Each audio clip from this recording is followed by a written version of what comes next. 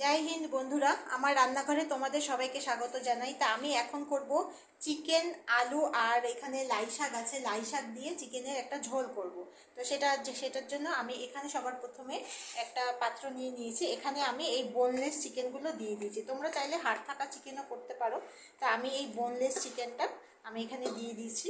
তার সঙ্গে বোনলেস চিকেনের সঙ্গে আমি আলুগুলোকেও দিয়ে দিয়েছি। এই সবগুলোকে আমি একসাথে মাখবো। এখানে কয়েক টুকরা রসুনের কোয়া আছে গোটা, তা আমি ওটাও এখানে দিয়ে দিলাম। এখন একে একে আমি এখানে মশলাগুলো দিতে থাকবো।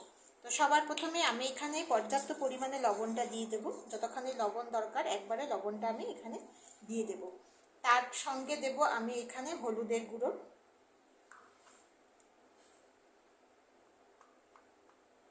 লঙ্কার গুঁড়ো অল্প দেব, জিরার গুঁড়ো, আর দেব ধনের গুঁড়ো। জিরার গুঁড়ো যতখানি দেব, ধনের গুঁড়োটা তার থেকে একটু বেশি দেব। তার সঙ্গে এখানে আছে আদা, রসুন, লঙ্কা একসঙ্গে বাটা। তো আমি এই বাটাটাও এখানে দিয়ে দেব। এটা বেশি দরকার নেই বাটাটা দেওয়ার, বাটাটা অল্প দিলেই হবে।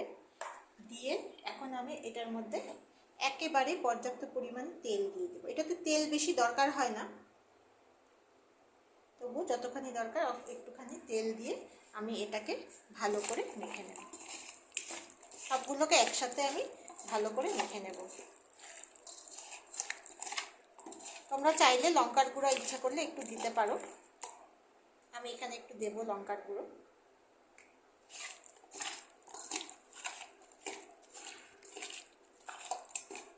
দিয়ে এটাকে আমার মাখা হয়ে গেল।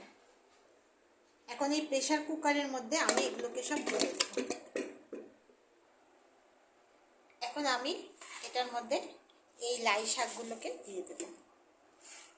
লাই শাকগুলো আমি কাটিনি, এগুলো গোটা গোটাই রেখেছি, কারণ লাই শাক একটু পরে এগুলো সব নরম হয়ে যাবে, সেই জন্য ওটা রেখেছি। আর এখানে আমি এই যে মাংসের মাখাটা গুলে রাখা জলটা আমি এখান দিয়ে দিয়ে দেবো।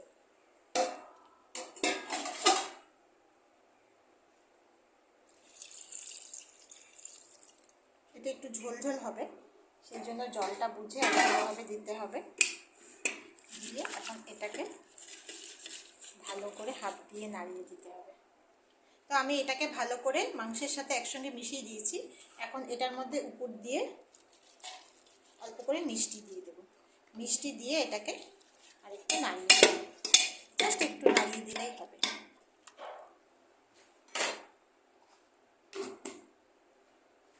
আমি এটা প্রেসারে বসিয়ে দিয়েছি।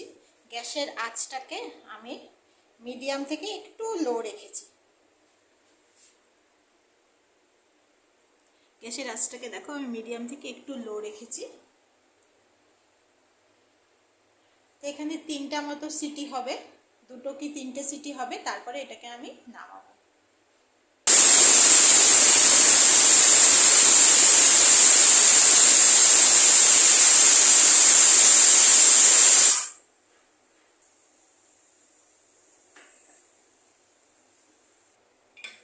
আমার এটা হয়ে গেছে, এরকম ঝোলঝোল বানিয়েছি। এটা একটু এরকম ঝোলঝোলই হয় খেতে। এই যে এটা আমি পুরো ঢেলে নিয়েছি, এটা আমার রেডি। এখন আমি এটার মধ্যে উপর দিয়ে আমি দিয়ে দিব গোলমরিচের গুঁড়া,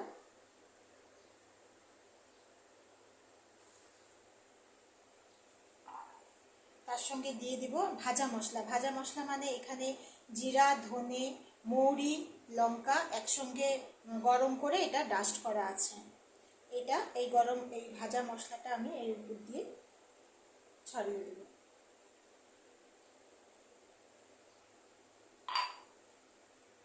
তার উপর দিয়ে আমি অল্প ডাস্ট করে রাখা ধনে গুঁড়া একটু গরম করে আমি যে জিনিসটাকে ডাস্ট করেছি সেই ধনেটাকে উপর দিয়ে আমি ছড়িয়ে দেব। এখন নাড়বো না, এটা এরকমভাবেই থাকবে। তো এটা যখন খাওয়ার সময় হবে তখন এটাকে নাড়িয়ে খেতে দেবো। তো আমার এই রেসিপিটা তোমাদের কেমন লাগলো আমাকে অবশ্যই কমেন্টে জানাবে। ভালো লাগলে লাইক, শেয়ার আর সাবস্ক্রাইব করে দিও। পাশে থেকো। আমি এটা একটু উঠিয়ে দেখাচ্ছি। এই যে চিকেনের তো আমরা অনেক ধরনের অনেক রকম রান্না করে থাকি, নানান ধরনের রান্না হয়, রিচ হয়, পাতলা ঝোল হয়, স্টু হয়, নানা ধরনের রান্না হয়। তো সব কিছুর মাঝে মাঝে মাঝে যদি এরকম একটু চিকেনের ঝোল করে খাওয়া হয় তাতে কোনো অসুবিধা নেই, কারণ এখন গরম পড়ছে, গরমের মধ্যে একটু লাইট করে ঝোল খাওয়াটাই বেশি ভালো। রিচ খাওয়াও যায়, কোনো অসুবিধা নেই, রিচও খাওয়া হয়, কিন্তু রিচ খাওয়ার সাথে সাথে চিকেনের এই ধরনের ঝোল খেতেও হঠাৎ করে মাঝে মাঝে কিন্তু ভালো লাগে। সব রিচ চিকেনের নানা ধরনের আইটেম খেতে খেতে তখন মনে হয় একটু এই ধরনের করি, তো ওটা খেতে বেশি ভালো লাগে।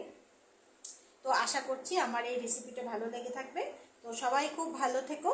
তো আজকের জন্য টাটা।